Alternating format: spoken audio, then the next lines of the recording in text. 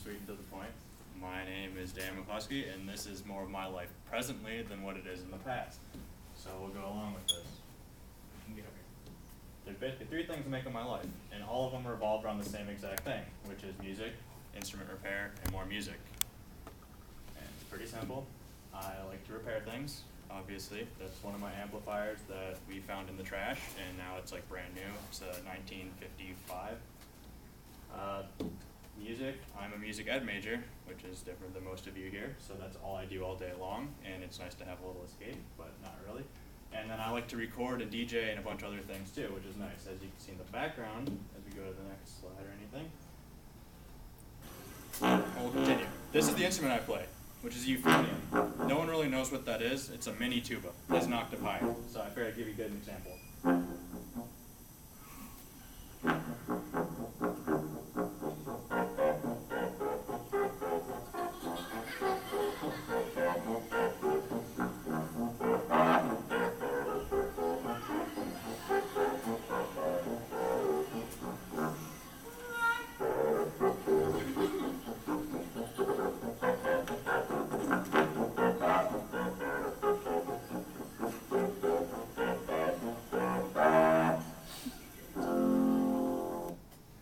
That's Stephen Mead, world's most famous euphonium player too. And the eyebrow thing, it's a normal brass person, so if you watch any of us like tuba players and things play it, we kind of have this weird like gestures going on when we play it.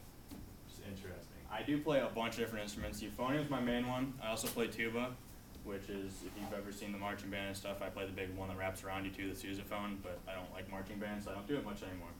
I'm a big proponent of playing the piano too. It's really fun. That's actually the piano in Nashville at the chapel, if anyone's ever been there and stuff. That's Johnny Cash's piano, and I got to play on that for about 4 hours, which was cool. And I play guitar. I'm classically trained, so I do a lot of jazz right now and country. I play in like 2 different bands, which is nice, and I play mandolin too, because it's fun and it's small. I don't know, it's different.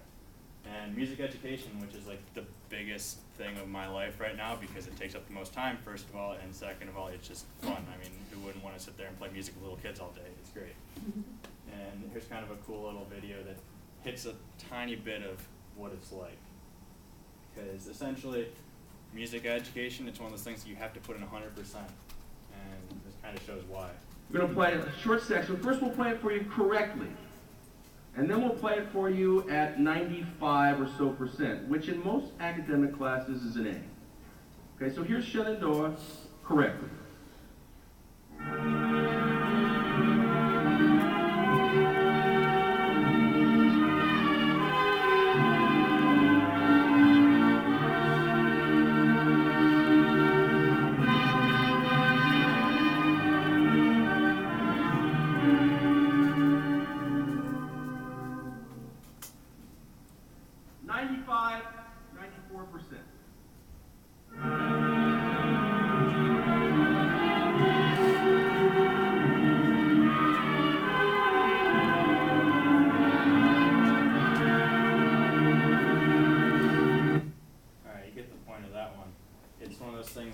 You have to put in like a whole lot of time and stuff to get going with it, and it's just so time consuming, but it's so fun. Just then work with these people in general and just the students and getting them to go do about that stuff. Well, my sound didn't work, but I also play out a bunch. Here's a couple of my guitars. This one's actually been upgraded to about 2 Telecasters that I've made so far.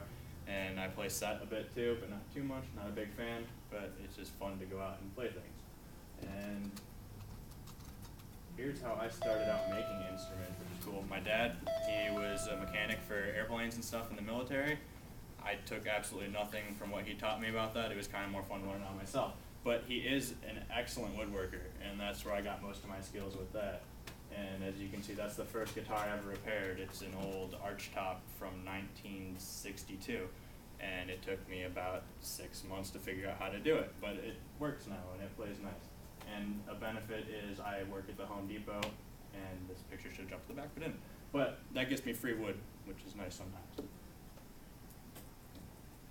And then here's a couple of the things I've actually made and fixed. That's the most recent Telecaster that I've done, which is made from old salvaged wood from like 1920 and stuff. I got it from a buddy of mine who works on a farm. It's turned on a barn, just gave it to me, which is pretty cool. That's an amplifier from 1955. And that's a trumpet, because I even do brass instruments and stuff. I was really bored in high school, so I learned a couple new things, which was cool. And this is the most recent thing on my bench, which is just blueprints for another telly. So I like playing guitars a lot. And if you go over here, I can show you this. I do a lot of lighting. I have let's say a lot of money invested in lighting displays. We get paid to run a lighting display down Youngstown around Christmas time too, at their metro parks and stuff. So if you ever go down there on Christmas, we set up a big thing. Couple of them and stuff. I do a lot of DJing too. I go to parties and things like that. I don't really charge anyone because I just enjoy sitting there and running the lights. It's fun and setting up music. And a couple more pictures of that. Like I stated, I do DJing. It doesn't show up on the screen too well, but that was a recent party that we did a couple times. We've done a couple other things in general. So we get the big sound system and stuff. And this is all with my buddy Adam, which will come up on the next slide. And that's Adam right there. He's from Lakewood. We have our own little studio, which is pretty cool. And we've got a bunch of stuff in there so far. But we've done a bunch of things, like you can see here, that's the Agora. We've done a couple things there for some shows. It's just general fun stuff. Yeah. That's me, basically. Pretty simple.